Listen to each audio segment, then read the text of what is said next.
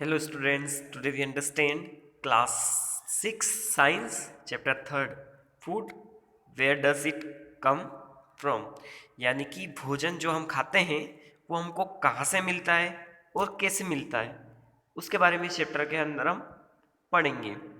Introduction. If someone wishes to drive a vehicle then either petrol or diesel should be there in the engine।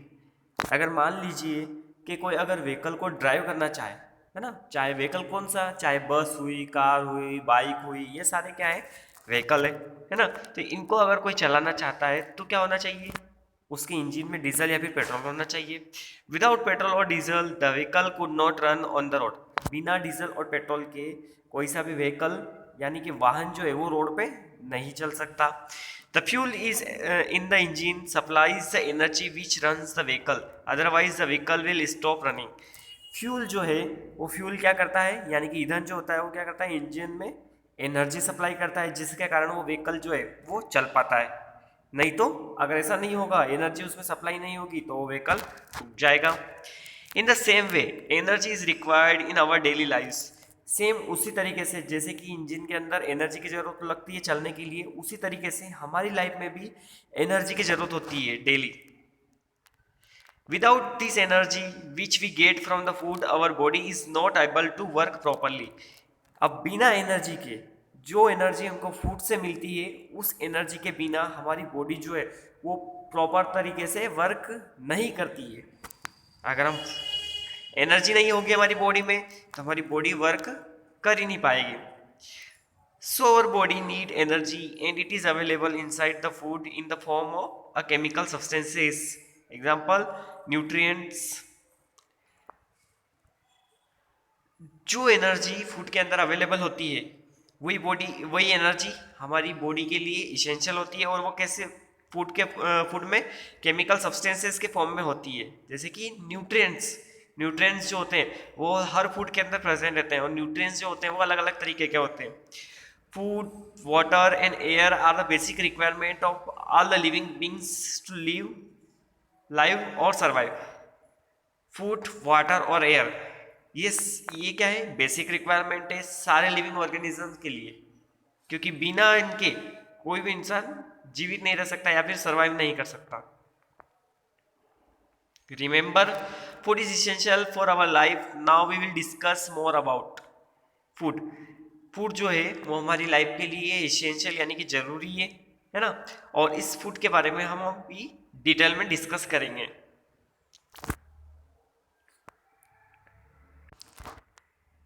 तो सबसे पहले हम बात करते हैं वेराइटीज ऑफ फूड। कितने अलग अलग तरीके के फूड हमारे यहाँ पे होते हैं। It depend on the people who belong to different parts of our country in a different region. हम अगर आप वेराइटीज ऑफ फूड की बात करें कि किस जगह पे किस तरीके का फूड मिलता है, तो वो किसके ऊपर डिपेंड करता है कि हमारे यहाँ के जो पीपल्स हैं वो इंडिया में हर जगह अलग अलग स्थानों पे रहते हैं। हर कंट्री, सॉरी, हर स्टेट में जो फूड जो रहता है वो अलग तरीके का रहता है।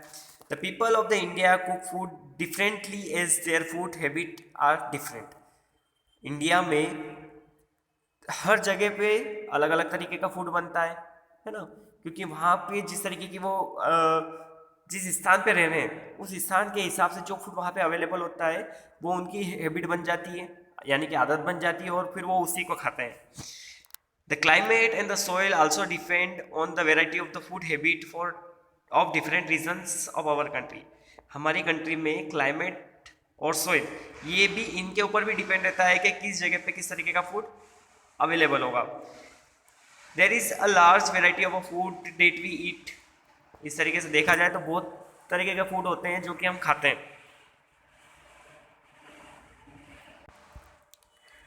Where do we get our food from. तो हम बात कर रहे हैं कि फूड की, कि फूड तो हम, भोजन तो है वो बहुत तरीके का खाते हैं हम, है ना, परंतु ये जो हमारा भोजन या फिर ये जो खाना है ये आता कहाँ से है। We get all our food from two sources. हमको हमारा ये जो भोजन है ये दो तरीकों से मिलता है, दो सोर्सेज है। फर्स्ट है प्लांट और दूसरा है animal. Plant is a major source of food for all human beings. Plant जो है वो क्या है, मेजर सोर्स है, यानी कि सबसे ज़्यादा जो फूड हमको मिलता है वो किससे मिलता है, प्लांट से मिलता है।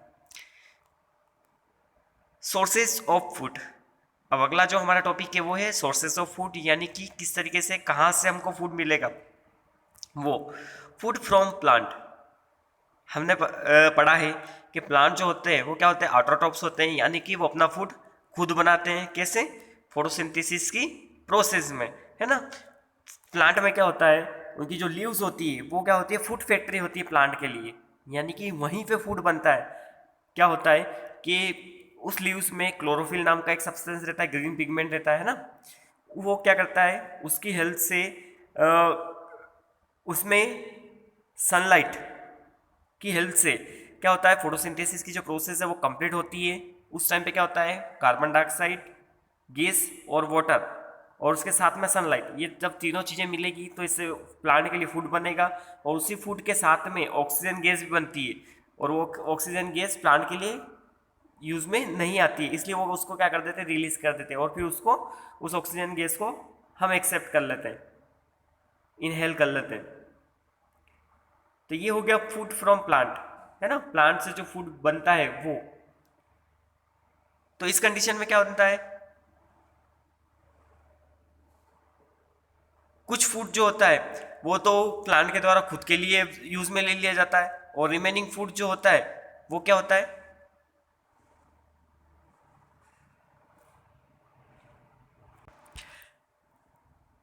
वो उनके जो पार्ट्स होते हैं, जैसे कि स्टेम हुआ, रूट हुआ, लीव्स हुआ, वहां पे स्टोर हो जाता है, और वही फिर स्टोर जो फूड हो जाता है वो उसको हम यूज में लेते हैं।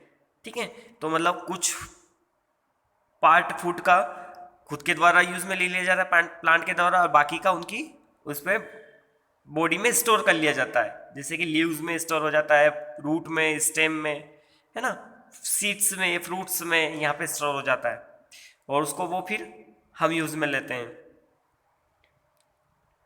Factophile, about 150 billion tons of the sugar is produced by all the plants of the world each year by photosynthesis. कितना, 150 बिलियन टन्स जो है शुगर वो प्रोड्यूस होता है। शुगर यानी कि ग्लूकोज के फॉर्म में होता है, जो कि स्टार्च होता है, प्लांट के अंदर प्रोड्यूस होता है वो फोटोसिंथेसिस की प्रोसेस में। पूरे वर्ल्ड का बता रहा है वो कि पूरे वर्ल्ड में 150 बिलियन टन्स जो है वो शुगर प्रोड्यूस होती है प्लांट के द्वारा हर साल। और ये शुगर, वो जो शुगर हम खाते हैं वो नहीं होती है, ये स्टार्च के फॉर्म में होती है, स्टार्च या फिर ग्लूकोज कह सकते हैं। Starch is the main nutrients and we get it from the food such as bread, rice and potatoes. Starch जो है वो एक तरीके का मेन न्यूट्रिएंट है जो कि हमको किससे मिलता है, ब्रेड, राइस या फिर पोटैटोस से मिलता है। When we eat fruits, cakes और anything else which is sweet, the sweetness come from the sugar made during the photosynthesis. हम कोई सी भी चीज़ खाते हैं, जैसे कि केक खाया हमने, केक हमको मीठा लगता है ना, तो उसमें ये मीठा जो लगता है ये कैसे होता है, इसमें जो फोटोसिंथेसिस की प्रोसेस होती है उसमें शुगर बनती है ना, और उसी शुगर के कारण ये मीठा लगता है। Let us study some foods that come from the plants. अब हम कुछ फ्रूट्स के बारे में बात करेंगे, फूड्स के बारे में बात करेंगे जो कि हमको प्लांट से मिलते हैं। सबसे पहला क्या है, वेजिटेबल्स। हमको कौन कौन से वेजिटेबल्स मिलती है, जैसे कि potato, tomato, cabbage, spinach, carrot, radish, cauliflower, brinjal, cucumber, bottle gourd, bitter gourd, ladies finger, ये क्या है, ये सारी वेजिटेबल्स है। इन सारी वेजिटेबल्स में विटामिन होते हैं, मिनरल्स होते हैं, है ना। और ये अधिकतर वेजिटेबल्स, जो ग्रीन वेजिटेबल्स होती है वो बहुत ज़्यादा हेल्थी होती है हमारी बॉडी के लिए। तो ये सारे जो वेजिटेबल्स है ये हमको कहाँ से मिलती है, प्लांट से मिलती है। ये एक टेबल दी हुई है, edible parts of a plant used as a vegetable. अब किस प्लांट का कौन सा पार्ट हम वेजिटेबल के फॉर्म में ईट करते हैं वो बताया, जैसे कॉलीफ्लावर और ब्रोकोली, इसमें हम क्या खाते हैं, इसके फ्लावर, पोटैटो में stem, tomato, lady finger, brinjal में फ्रूट्स, और कुकुम्बर में भी फ्रूट्स है। फिर लेट्यूस, कैबेज और स्पिनच में लीव्स, और जिंगर और ऑनियन में स्टेम, रेडिश में रूट। तो ये सारे पार्ट्स हैं जो कि हम फ्रूट्स के फॉर्म में, सॉरी, वेजिटेबल्स के फॉर्म में ईट करते हैं। नेक्स्ट है हमारा फ्रूट्स। अब हमको प्लांट से कौन कौन से फ्रूट्स मिलते हैं, तो वो है जैसे कि एप्पल हो गया, बनाना हो गया, मैंगो, ऑरेंज, ग्रेप्स, पपाया, गवावा, लीची, पीच, एप्रिकॉट, ये सारे क्या है, ये फ्रूट्स है। जैसे आलमंड हो गया, वालनट, ये सारे क्या है, केशनट, ये सारे फ्रूट्स, इस तरीके के फ्रूट्स हमको प्लांट से मिलते हैं। इनमें भी क्या होता है, विटामिन होते हैं, मिनरल्स होते हैं, है ना, जो कि हमारी बीमारियां जो होती है हमारी बॉडी में उनको खत्म करने का काम करती है। इसलिए हमको ज़्यादा से ज़्यादा फ्रूट्स खाना चाहिए। जिस तरीके से हमको हमारी बॉडी को अच्छा रखने के लिए वेजिटेबल्स, ग्रीन वेजिटेबल्स हम खाते हैं, उसी तरीके से हमको फ्रूट्स भी खाना चाहिए। तो उससे हमारी बॉडी क्या होती है, हेल्थी रहती है। क्योंकि हमारी बॉडी में जो डिसीजेज होती है, बीमारियां जो होती है, वो फ्रूट्स के हेल्थ से खत्म हो जाती है। अगला हमको क्या मिलता है, सीरियल्स, यानी कि हमको जो प्लांट्स होते हैं उससे अनाज भी मिलता है ना। तो अनाज में क्या क्या मिलता है हमको, जैसे राइस हुआ, व्हीट, मेस, ज्वार, बाजरा, है ना, ये इस तरीके के जो अनाज है, ये सारे किससे मिलते हैं हमको, प्लांट से मिलते हैं। क्योंकि इनमें क्या होता है, ज़्यादा से ज़्यादा क्वांटिटी में जो कार्बोहाइड्रेट्स होते हैं, है ना, वो इनके अंदर होते हैं। हमारा जो अनाज होता है उनमें बहुत ज़्यादा अमाउंट में कार्बोहाइड्रेट्स होते हैं। जैसे कि गेहूँ या फिर मक्का जो है उसको काय के लिए यूज़ में लिया जाता है, चपाती यानी कि रोटी बनाने के लिए, ब्रेड बनाने के लिए, केक बनाने के लिए, इस तरीके से।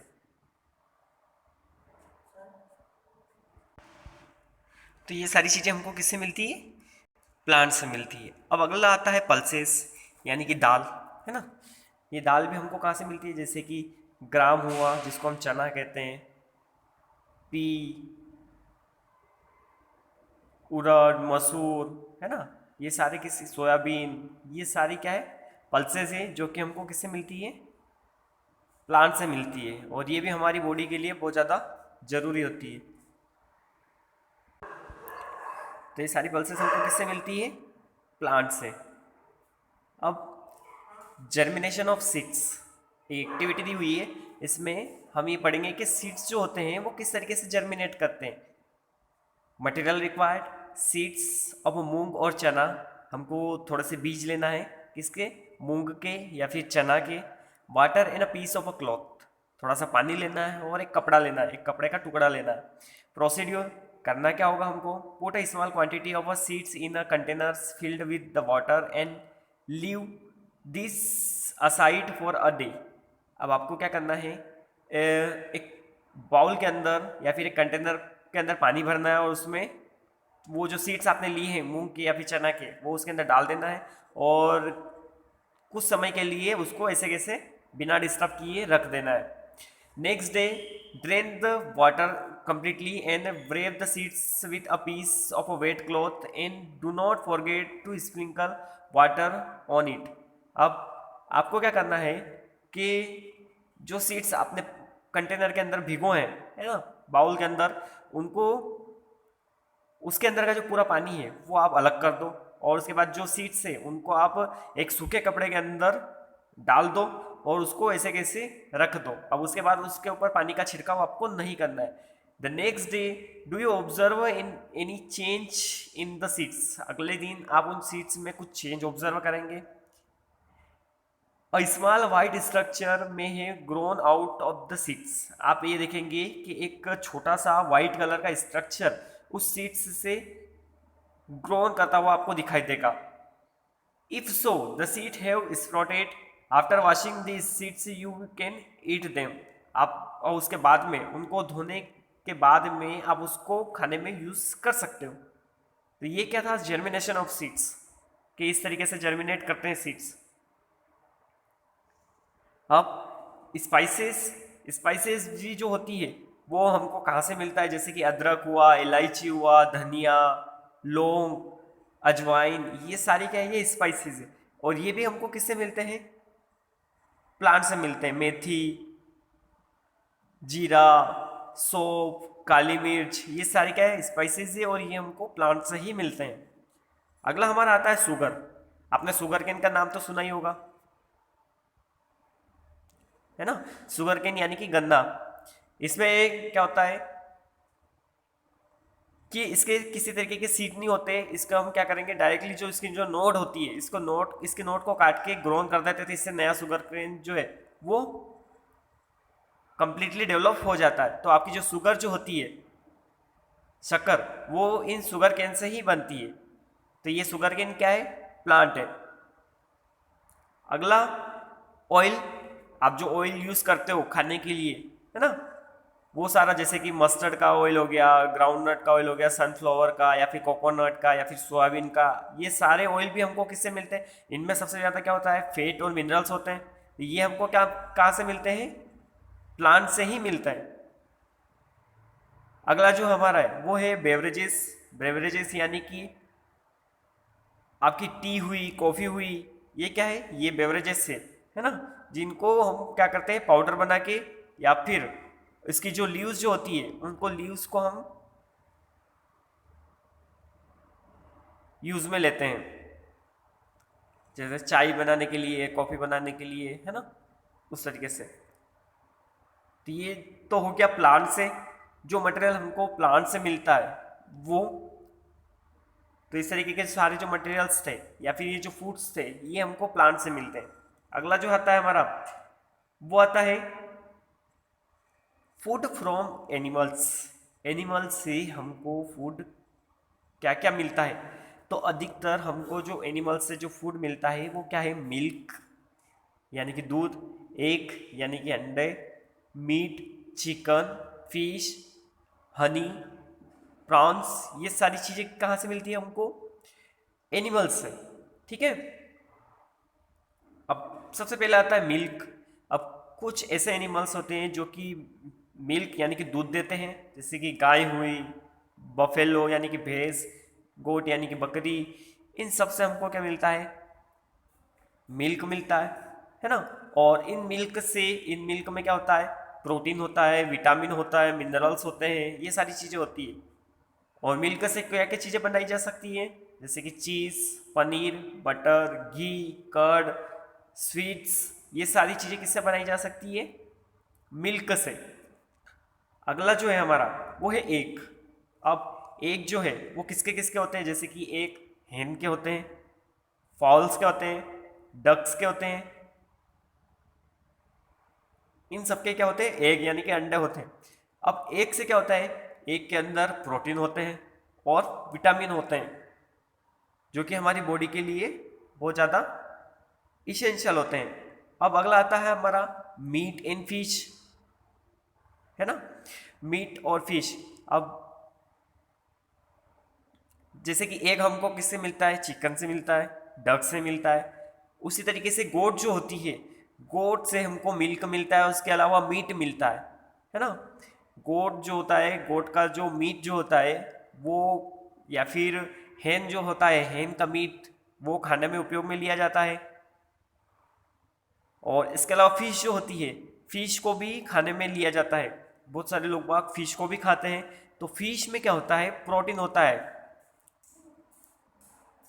फिश क्या है, प्रोटीन का सोर्स है। उसी तरीके से हनी, हनी यानी कि शहद, तो हनी हमको किससे मिलता है, शहद किससे मिलता है, हनी बीस, मधुमक्खी से मिलता है। और इसको मेडिसिन के फॉर्म में भी यूज में लिया जाता है। और आप में ये कुकिंग जब आप करते हो तो उसमें भी इसको डाला जाता है, हनी को। आपको अगर कफ या फिर कोल्ड अगर हो जाता है तो उसके ट्रीटमेंट के लिए भी हनी को यूज में लिया जाता है। तो ये जो था, ये क्या था, वो सोर्स या फिर वो फूड जो हमको एनिमल से मिलता है। नेक्स्ट हमारा, did you know every worker bee in a hive makes about 10 trips a day and visits अब almost 1000 flowers in each trip. देखो, जो मधुमक्खी होती है, मधुमक्खी के छत्ते में वो कितने लगभग 100 ट्रिप लगा, सॉरी 10 ट्रिप लगाती है पर डे में। और 100 ट्रिप, सॉरी 1000 ट्रिप कितने लगाती है, फ्लावर पे।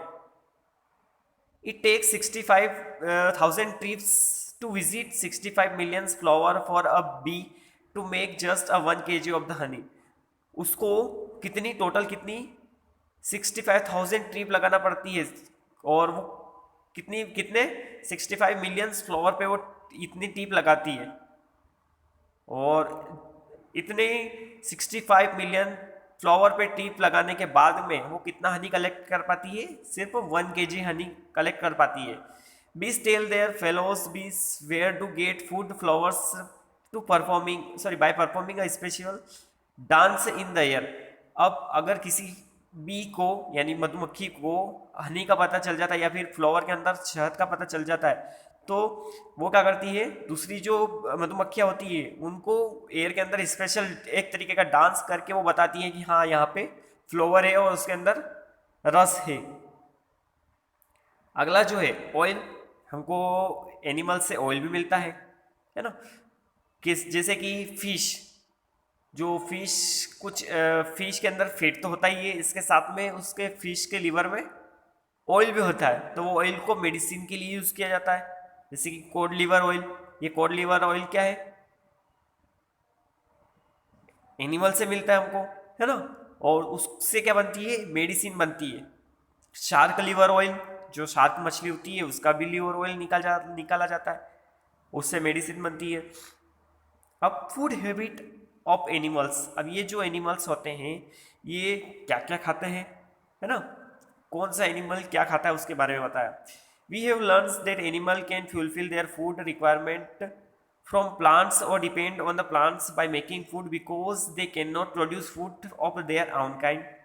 हमको ये पता है कि लगभग सारे एनिमल्स जो होते हैं वो अपने फूड के लिए प्लांट के ऊपर डिपेंड रहते हैं, क्योंकि वो अपना फूड खुद नहीं बना पाते। इसलिए animals also eat different kind of food, तो एनिमल्स भी जो है वो अलग अलग तरीके के होते हैं, इसलिए उनका भोजन जो है वो भी अलग तरीके का होता है। Mouth, teeth and body structure of the animal help to eat a certain type of food. और एनिमल्स में उनका जो मुंह होता है, वो उनके दांत और उनकी बॉडी का स्ट्रक्चर, ये उनको हेल्प करते हैं उस तरीके के खाने को खाने में। Depending on the types of the food they eat, animals can divide it into 3 main groups. अब सारे एनिमल्स का फूड जो है वो खाने का तरीका अलग अलग होता है, इसलिए उनको 3 अलग अलग ग्रुप में डिवाइड करा है, जैसे कि herbivores, carnivores and omnivores. Let us discuss the eating habits of all this type of animals. अब हम इनके ईटिंग हैबिट्स के बारे में बात करेंगे। तो सबसे पहला है हर्बीवोर्स। हर्बीवोर्स वो होते हैं जो कि सिर्फ प्लांट को खाते हैं। ऐसे एनिमल्स जो कि सिर्फ किसके ऊपर डिपेंड रहते हैं, प्लांट के ऊपर डिपेंड रहते हैं अपने फूड के लिए, वो एनिमल्स क्या कहलाते हैं, हर्बीवोर्स कहलाते हैं। तो हर्बीवोर्स में कौन कौन से एनिमल आएंगे, काऊ, बफेलो, हॉर्स, शीप, गोट, झेब्रा, डियर, एलिफेंट, जिराफ। ये सिर्फ क्या करते हैं, प्लांट को ही खाते हैं, या फिर प्लांट से रिलेटेड जो फूड होते हैं वो खाते हैं, है ना। अगला आता है कॉर्निवोर्स। कॉर्निवोर्स में वो एनिमल्स आएंगे जो कि सिर्फ दूसरे एनिमल के मीट के ऊपर डिपेंड रहते हैं।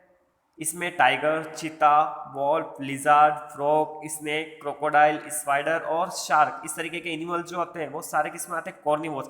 ये दूसरे एनिमल्स को मार के खाते हैं। अगला आता है ओमनिवोर्स।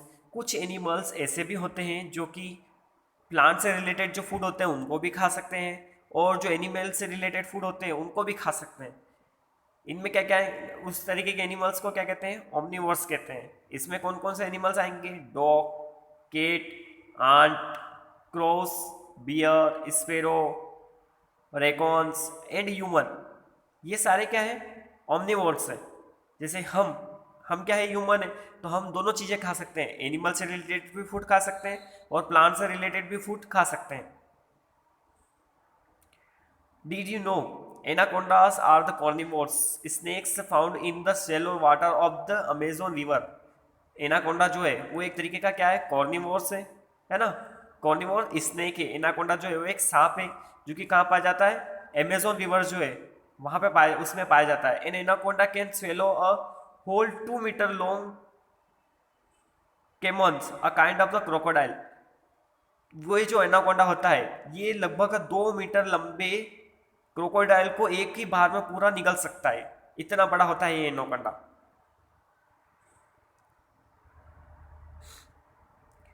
तो ये तो हो गया कि हर्बीवोर्स क्या होते हैं, कॉर्निवोर्स क्या होता है और ओमनिवोर्स क्या होते हैं। अब अगला जो आता है हमारा वो होता है फूड चेन। फूड चेन क्या होता है उसके बारे में हम पढ़ेंगे। Every organisms is interdependent for food. Example herbivores eat plant and plant products only. देखो हर तरीके के ऑर्गेनिजम्स जो होते हैं, जीव जो होते हैं, वो क्या होते हैं, फूड के ऊपर डिपेंड होते हैं, है ना। जैसे कि हर्बीवोर्स एनिमल जो होते हैं वो प्लांट के ऊपर डिपेंड रहते हैं सिर्फ फूड के लिए।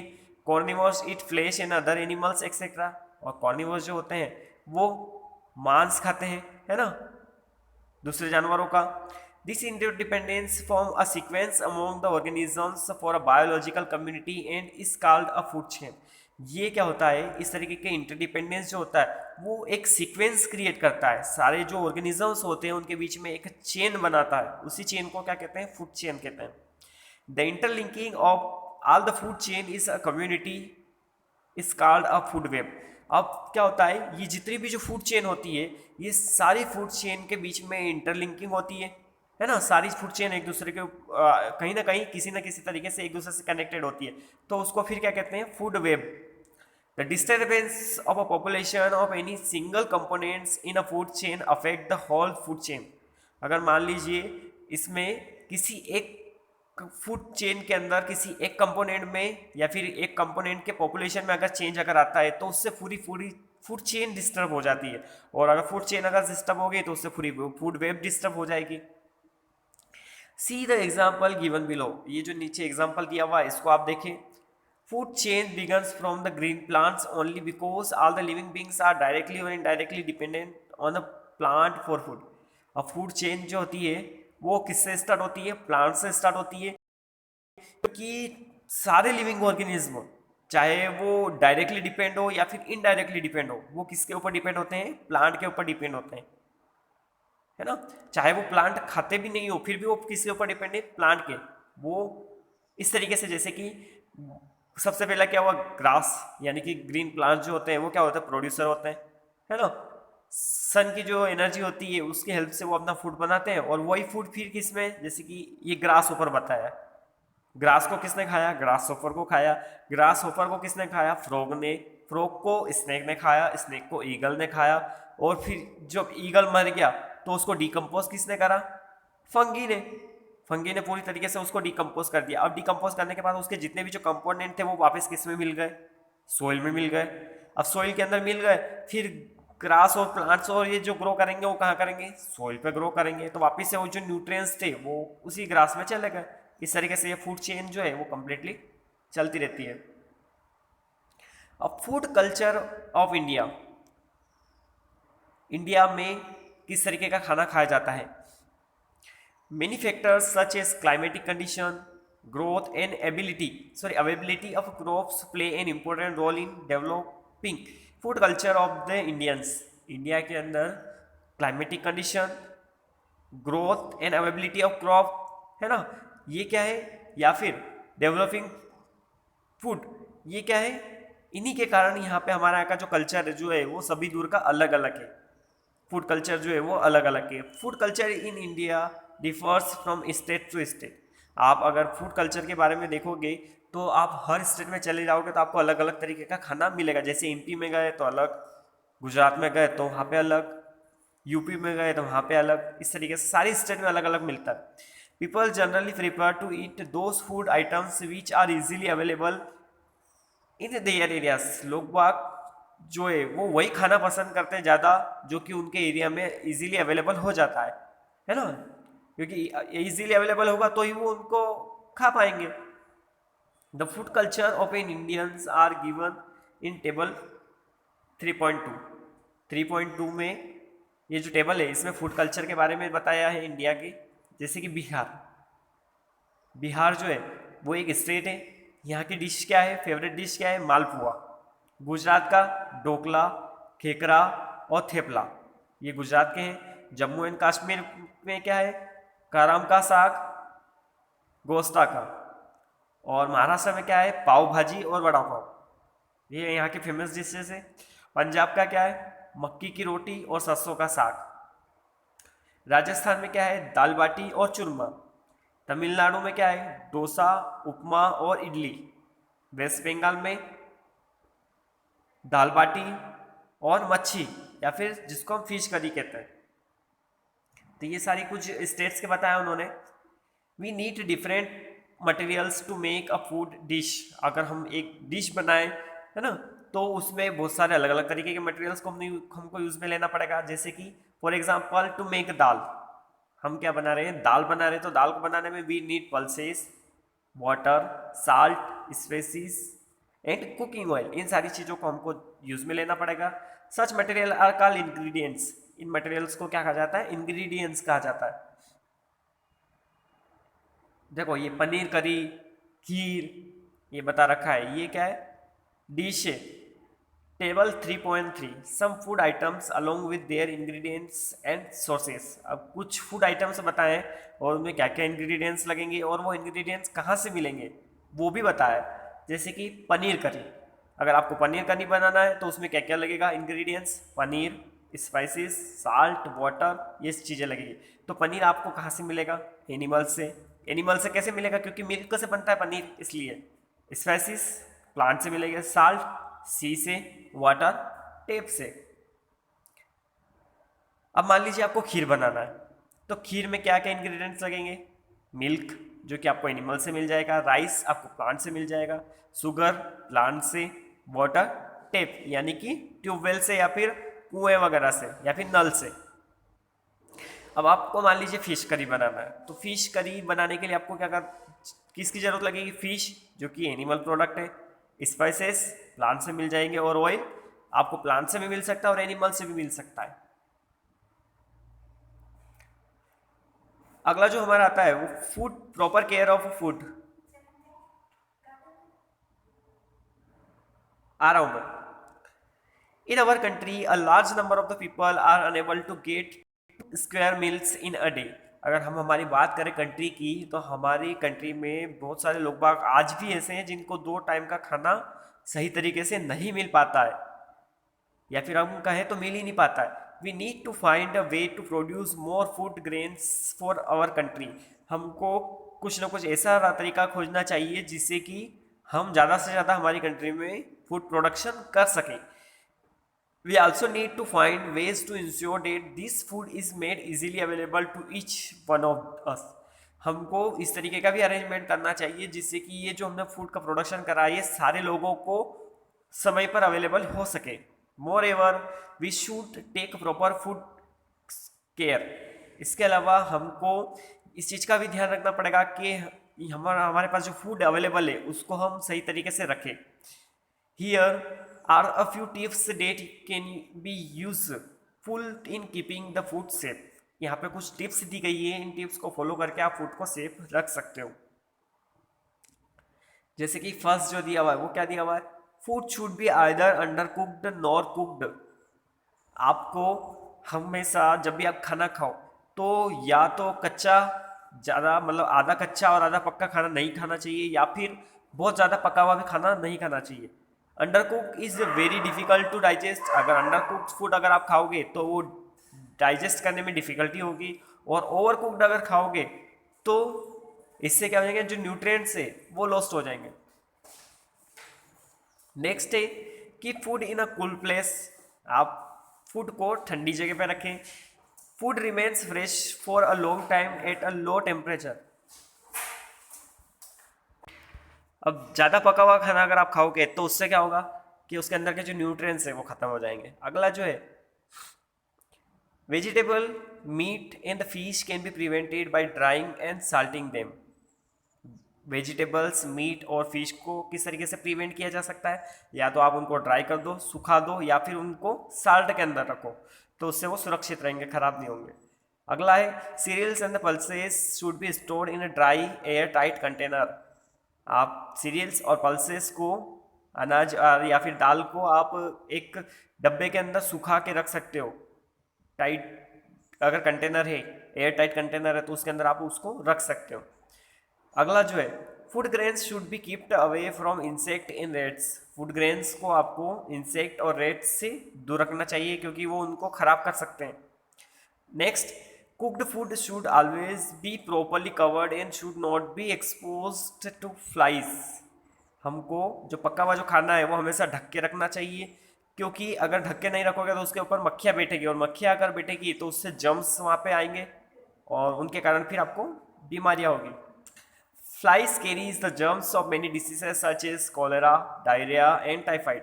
फ्लाइज यानी कि जो मक्खियाँ जो होती है वो क्या करती है, जर्म्स को एक जगह से दूसरी जगह कैरी करती है, बीमारियों के जो जर्म्स होते हैं उनको, जैसे कि कोलेरा हो गया, डायरिया हो गया, टाइफाइड हो गया, इन बीमारियों के जो जर्म्स होते हैं वो मक्खियों के द्वारा ट्रांसफ़र होते हैं। तो ये हमारा जो चैप्टर था ये यहीं पे फिनिश होता है।